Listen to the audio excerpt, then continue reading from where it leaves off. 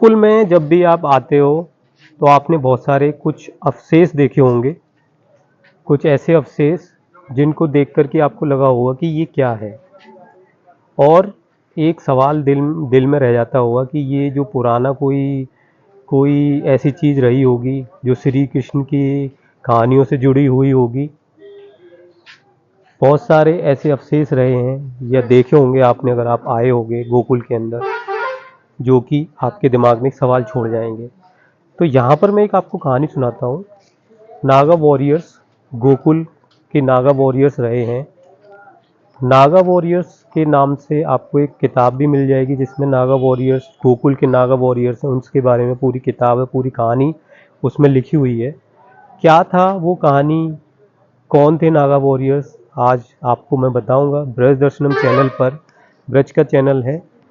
Naga warriors 1757 में जब चौथी बार अहमद शाह अब्दाली भारत पर आक्रमण कर रहा था और भारत के मंदिरों को नुकसान पहुंचा रहा था।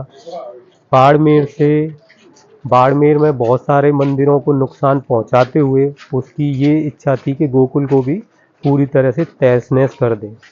और गोकुल को तहस नहस करने के इरादे से वो अपने 20,000 सैनिकों के साथ में गोकुल में आया और गोकुल में जो है मंदिरों को तोड़ने की इच्छा से उसने आक्रमण करा। बाबा थे कि उन्होंने ठान ली थी कि जो अफगानी सैनिक हैं इनको चकनाचूर कर दिया जाएगा, तहस नहस कर दिया जाएगा। ये देख रहे हो आप अवशेष कुछ जो कि आपके मन में सवाल छोड़ जाएंगे। ये जो एक पुराना गेट सा आपको दिखा रहा हूँ मैं, ये देखिए, इसको देख के आपको लगेगा कि ये क्या है। तो 2000 नागा बाबाओं ने मिलकर 20,000 सेना के साथ में, जो अफगानी सेना थी उनके साथ खूब घमासान युद्ध किया। और एक एक नागा सा बाबा ने बहुत सारे जो है सैनिकों को मारा, अफगानी सैनिकों को मारा।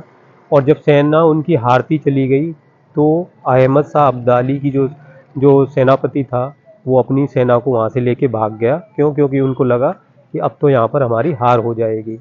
तो गोकुल में ऐसी बहुत सारी जगह हैं जहाँ पर आपको कुछ अवशेष दिखेंगे। और मैं बताऊँ यहाँ पर कि महावन पर जो आक्रमण हुआ था तो महावन तो पूरी तरह से नष्ट कर दिया था, बट गोकुल जो है वो नागा बाबाओं ने बचा लिया था और अपनी प्राणों की आहुति भी दे दी थी और उन अफगानी सैनिकों को भी मार दिया था। आप ये देखिए, अगर आप आए हो 84 खंबा के पास में तो आपने अगर जरूर ये देखा होगा। तो इसको देखकर एक मन में सवाल उठता ही है कि आखिर ये क्या चीज़ है या क्या चीज़ रही होगी। काफ़ी प्राचीन इसमें ईंटें लगी हुई है और पता नहीं ये क्या रहा होगा। ये सब वो ही हैं पुराने अवशेष जो कि हमारे पुराने जो मंदिरों पर आक्रमण के समय के। और मैंने योग माया का मंदिर जब दिखाया था तो उसमें भी मैंने उस जो योग माया का मंदिर है जो यहाँ पर आपको सामने वो दिख रहा है, वहाँ पर वो जो सामने दिख रहा है वहाँ पर भी, उसमें भी कुछ अवशेष ऐसे दिखाए हैं। अगर आपने वो वीडियो नहीं देखी है तो आप उस वीडियो को भी देखिए। उसमें भी उन युद्ध के जो अवशेष हैं उसमें को भी मैंने दिखाया है, वो वीडियो भी आप ज़रूर देखना। तो ये कहानी थी नागा बाबा या नागा वॉरियर्स की, गोकुल के नागा वॉरियर्स की इतिहास में एक अनसुनी कहानी। बहुत ही कम लोग जानते हैं और अगर शायद अगर मैं कुछ गोकुल के लोगों से भी पूछूं तो शायद उनको भी ये कहानी नहीं पता होगी। ये देखिए, यहाँ पर अब गोकुल में हम आ गए हैं जहाँ पर कि पूतना का समाधि स्थल है। और मेरे पीछे यहाँ पर पृथ्वी देवी मंदिर है। और अगर आप यहाँ पर भी देखोगे तो देखिए यहाँ पे कुछ टूटे हुए अवशेष भी दिख रहे हैं। यहाँ पर ये अवशेष भी दिख रहे हैं, पुराने टाइम के टूटे हुए अवशेष हैं ये। तो जैसे कि मैंने आपको नागा वॉरियर्स की कहानी बताई, इतिहास के पन्नों का एक काला सच गोकुल का। और हमने यहाँ के बहुत सारे लोगों से, बाबा लोगों से भी बात करी, उनको भी इसकी जानकारी नहीं थी।